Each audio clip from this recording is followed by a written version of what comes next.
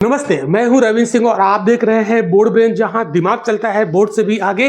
Board brain का एक ही मकसद है, जहां हर स्टूडेंट बने स्मार्ट लर्नर। क्लास में हम लोग पढ़ने वाले हैं क्लास 9 की मैथ्स। टॉपिक होगा चतुर्भुज और एक्सरसाइज 8.1 के सवाल 6 और 7 यहाँ पर सॉल्व करेंगे। इसके पहले हम सवाल 5 तक सॉल्व करा चुके हैं 2 वीडियो में। जिन बच्चों ने वो वीडियो ना देखा हो तुरंत जाके प्लेलिस्ट बनी हुई है, देख सकते हैं क्लास 9 मैथ्स में। ठीक है, चलिए शुरू करते हैं आज का क्वेश्चन। तो छठा क्वेश्चन है इस एक्सरसाइज 8.1 का। कहते हैं ए बी सी डी एक समांतर चतुर्भुज है तथा एपी और सी क्यू ए और सी से विकर्ण बीडी पर क्रमशः लंब में देखिए आकृति दर्शाना है। त्रिभुज एपी भी सर्वांगसम है त्रिभुज सी क्यू डी के, और एपी बराबर सी क्यू। कुछ नहीं समझ में आया, देखो आकृति सब कुछ समझ में आएगा। ये चतुर्भुज बना ए बी सी डी, ठीक है। फिर कहता है एपी और सी क्यू। ए पी मतलब ए पी, तो यहां पर ये पी होगा, और ये सी क्यू तो ये हो गया क्यू।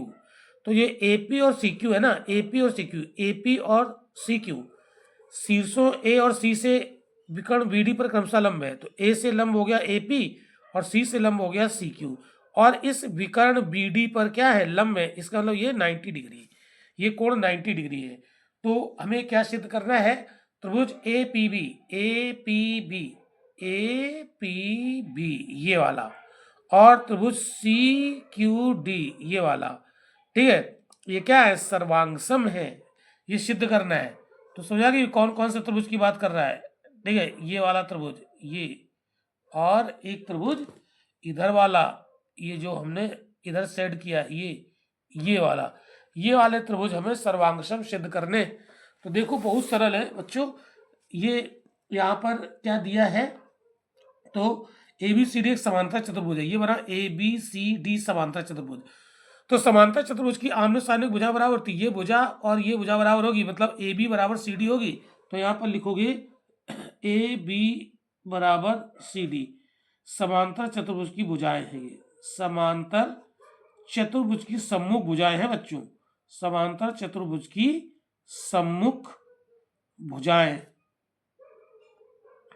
और समांतर चतुर्भुज की सम्मुख भुजाएं क्या हो जाती है, बराबर हो जाती है। तो हमने बराबर कर दिया। फिर आप देखो ये कोण ए पी बी, इस त्रिभुज में ए पी बी, और इस त्रिभुज में सी क्यू डी, ये क्या है, 90 डिग्री के हैं, बराबर हो जाएंगे। तो ए कोण ए पी बी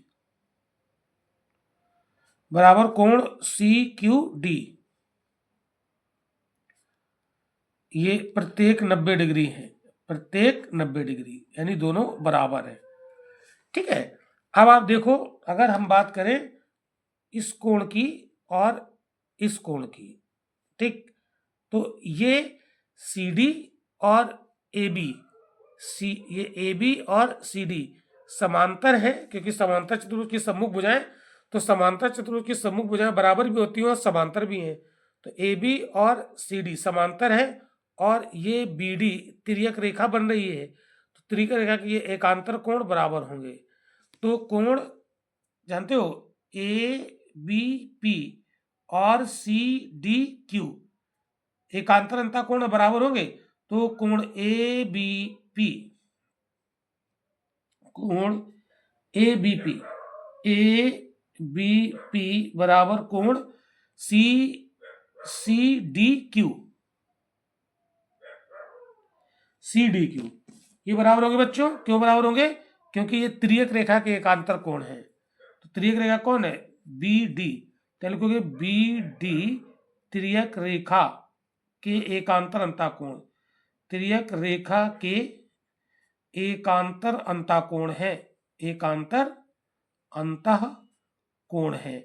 तो त्रियक रेखा के एकांतर अंतःकोण बराबर होते हैं, इसलिए हमने बराबर कर दिया। तो देखो तीन चीजें बराबर हो गई, तीन चीजें हो गई। तो तीन चीजों में ये क्या है, अगर हम त्रिभुज ए पी बी की बात करें तो ये क्या, ये 90 डिग्री वाला कोण, और ये एक कोण, और ये भुजा, तो कोण कोण भुजा, इसमें इस वाले त्रिभुज में 90 डिग्री वाला कोण और ये वाली भुजा, तो कोण कोण भुजा, यहाँ कोण कोण भुजा के नियम से ये हो जाएंगे सर्वांगसम। तो त्रिभुज कौन कौन से सर्वांग हो गए? ए पी बी सर्वांग सम त्रिभुज सी क्यू डी। ये सर्वांग सम हो कौन से नियम से? कोण कोण भुजा, मतलब एंगल साइड सर्वांग समता नियम से, सर्वांग समता नियम से। तो ये हो गए दोनों सर्वांग सम। तो एक प्रूव हो गया, तो पहला वाला ये प्रूव हो गया। अब दूसरा ये प्रूव करना है एपी बराबर सी क्यू। तो सेकेंड कैसे प्रूव होगा? तो देखो बच्चों, जब ये त्रिभुज एपीबी और त्रिभुज सीक्यूडी, एपीबी और सीक्यूडी ये अगर सर्वांगसम है तो इनके संगत भाग बराबर होंगे। तो त्रिभुज एपीबी और सीक्यूडी का संगत भाग होगा एपी और सीक्यू। क्यों? एपी फर्स्ट सेकेंड नंबर पे लिखा है, तो दूसरे त्रिभुज में जो फर्स्ट सेकेंड नंबर पे होगा वो क्या होगा? संगत होगा। तो एपी बराबर सी क्यू, तो एपी बराबर सी क्यू हो जाएगा। ये संगत भुजाएं हैं, ये एपी और ये सी क्यू। देखो शीर्ष से ये लंब पड़ा है, शीर्ष से ये लंब पड़ा है, संगत भुजाएं यहाँ से भी और यहाँ से भी चेक कर सकते हो। एपी फर्स्ट और सेकेंड नंबर पर लिखा है और दूसरे त्रिभुज की C Q first second number पर लिखा है, तो ये संगत भुजाएं हैं। संगत भुजाएं एपी बराबर सी क्यू, यही तो प्रूव करना था। बस यहाँ पर तुम्हें लिखना पड़ेगा सर्वांगसम त्रिभुजों के संगत भाग बराबर होते हैं, तो यहाँ पर लिख देना पड़ेगा। इसको मैं बराबर क्यों कर दिया? तो किस नियम से किया? तो कौन नियम है? सर्वांगसम त्रिभुजों के संगत भाग बराबर होते हैं, संगत भाग बराबर होते हैं। बस इसी नियम से हमने इसको बराबर कर दिया, तो दोनों बातें यहां पर हो जाती हैं सिद्ध। बताओ बच्चों, समझ में आया? अब बढ़ते हैं हम सवाल संख्या 7 की तरफ, और वो इस एक्सरसाइज का अंतिम सवाल होगा। स्टूडेंट, ABCD एक समलंब है जिसमें AB समांतर DC, मतलब ये AB और DC समांतर है, और AD बराबर BC है। इसमें ये AD और BC बराबर है। आकृति देखिए, फिर कहता है दर्शाइए कि कोण A बराबर कोण B और कोण C बराबर कोण D। त्रिभुज ABC और त्रिभुज BAD ये सर्वांगसम है, और विकर्ण AC अगर A से C को मिलाएं और B से D को मिलाएं तो ये विकर्ण बराबर, ये सिद्ध करना है।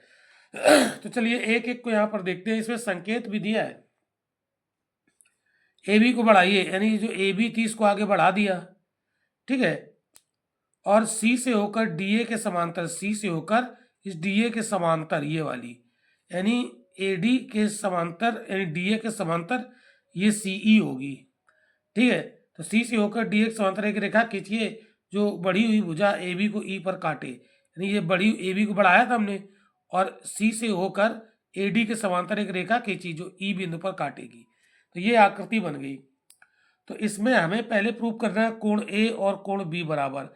अब ये कैसे प्रूव होगा, अब इसको देखना है।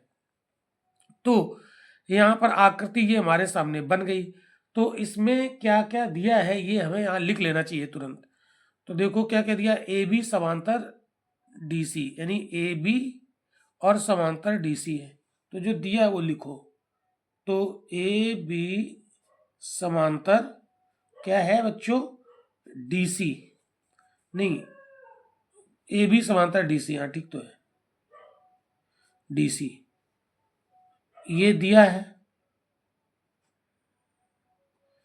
और क्या दिया है? AD बराबर BC, यानी AD और BC ये बराबर है, ये AD और BC बराबर है, तो AD बराबर BC, ए भी दिया है,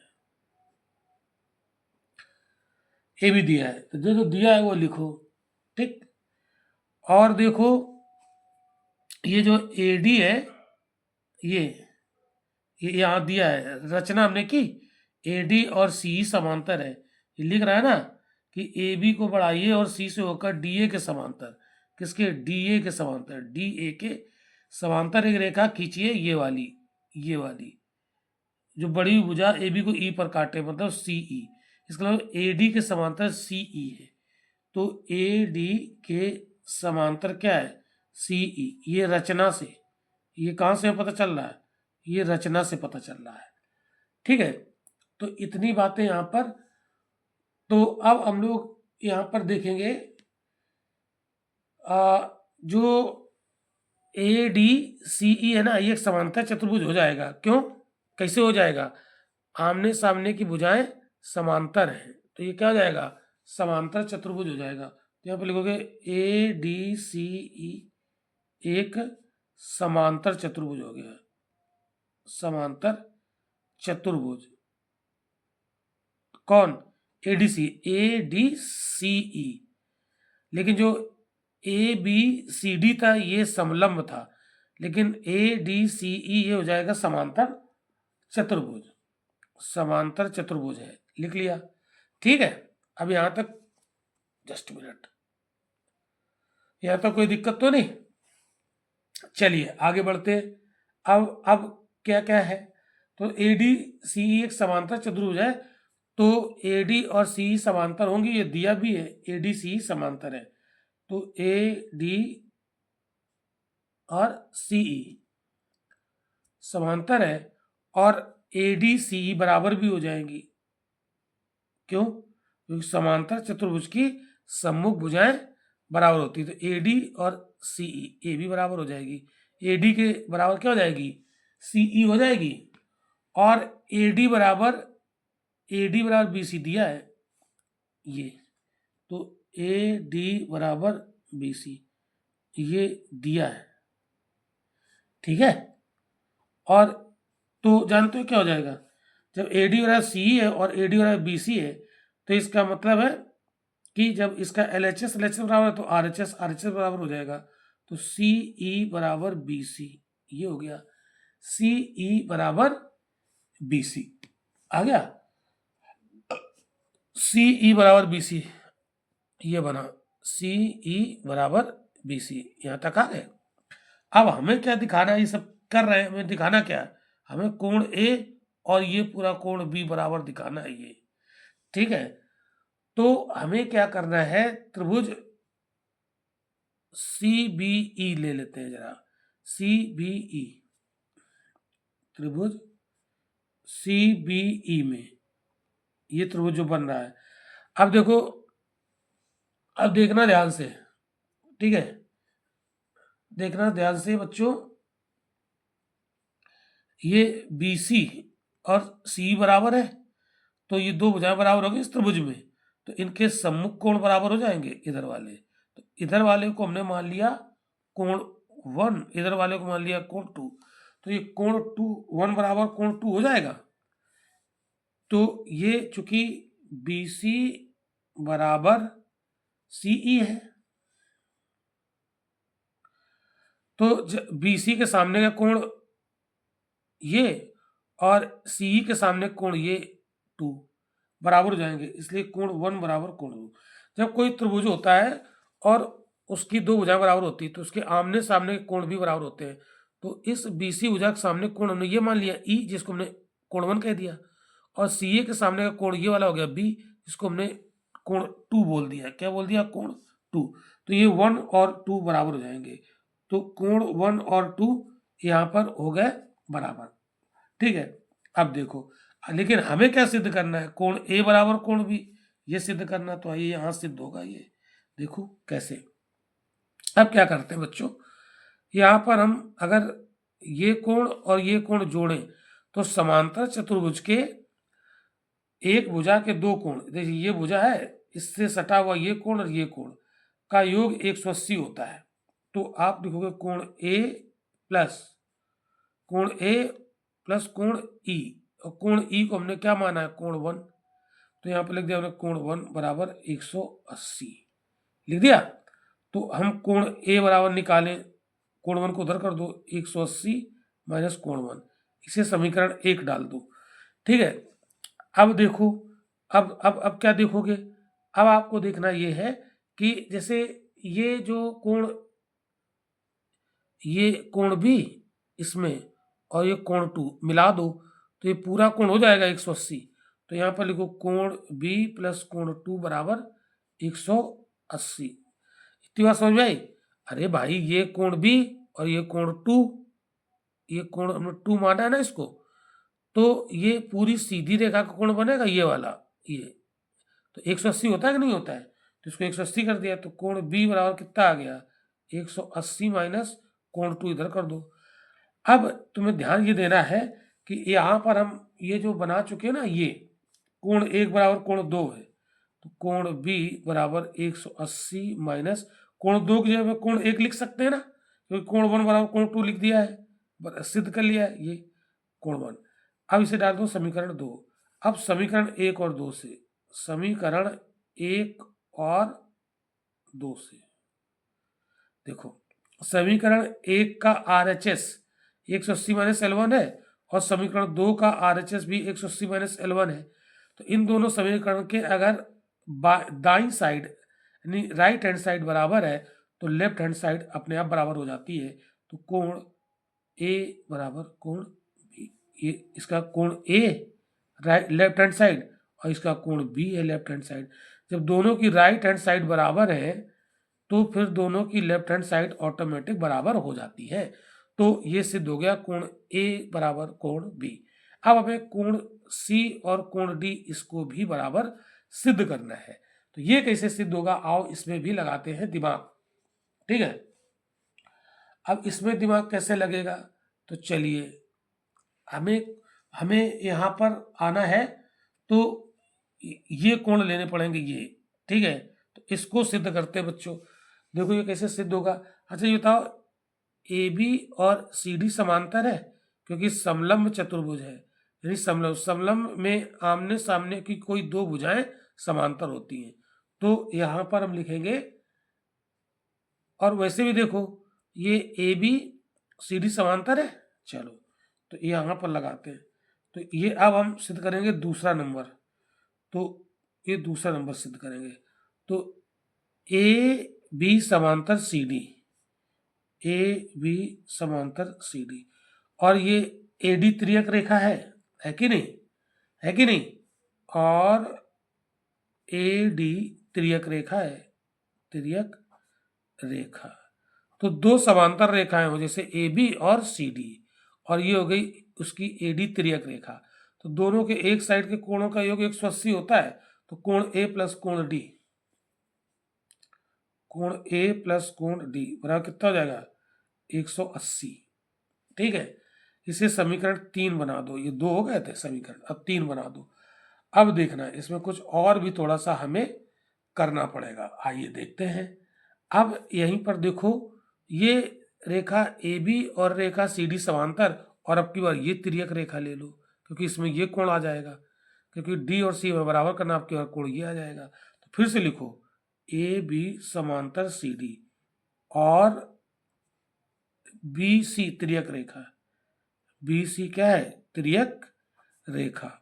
तो फिर से इनके एक साइड के कोणों का योग 180, कोण B और कोण C। ठीक है, मतलब कोण ABC मतलब कोण B है ना, यही तो कह सकते हो।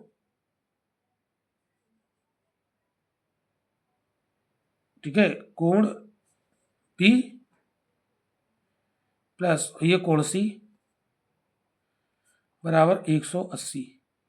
ये समीकरण डाल दो तुम 4, 3 हो गया 4 हो गया।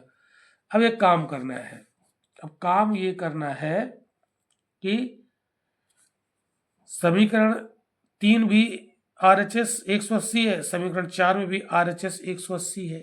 तो जब इन दोनों के RHS बराबर हो गए तो LHS अपने आप बराबर हो जाएंगे। तो अब लिखोगे समीकरण 3 और 4 से, 3 और 4 से LHS को बराबर करने पर, क्यों RHS बराबर है इसलिए LHS ऑटोमेटिक बराबर हो जाएंगे। कर दो बराबर। तो देखो क्या है, कोण A प्लस कोण D बराबर इसका क्या है कोण B प्लस कोण C। तो देखो थोड़ी देर पहले हम कोण A बराबर B सिद्ध कर चुके हैं, तो इसका मतलब कोण A B के बराबर है। तो कोण A की जगह कोण B लिख सकते हैं, प्लस कोण D बराबर कोण B प्लस कोण C, क्योंकि कोण A बराबर कोण B हम सिद्ध कर चुके हैं। तो एक जगह B लिख दिया, अब ये और ये कट गए। तो कोण D बराबर कोण C बचा, कोण कितना बचा कोण डी बराबर कोण सी, ये भी प्रूव हो गया। ये कोण डी और सी प्रूव करना था, ये भी प्रूव हो गया। अब हमें प्रूव करना है बच्चों, क्या चीजें प्रूव करनी, देखते हैं सवाल को, फिर से सवाल पे आते हैं दौड़ के, फिर सवाल पे आते हैं। तो दो चीजें प्रूव, अब की बार हमें त्रिभुज ए बी सी, तो त्रिभुज ए बी सी, तो ये कहां से बनेगा, ए को बी और सी, ये बनाना पड़ेगा ऐसे करके, ठीक है। तो इसका चित्र हम बना लेते हैं, जल्दी से बना लेते हैं चित्र, जस्ट मिनट, यहीं पर बना लेते हैं, कहीं पर हो जाएगा काम। देखो यहीं पर बना लेते हैं, यहीं पर जगह, इसका चित्र हम दोबारा बना लेते हैं, नहीं तो ये कंजस्टेड हो जाएगा। फट से बनाते हैं चित्र, ये इसको बनाने में टाइम थोड़ी लगेगा।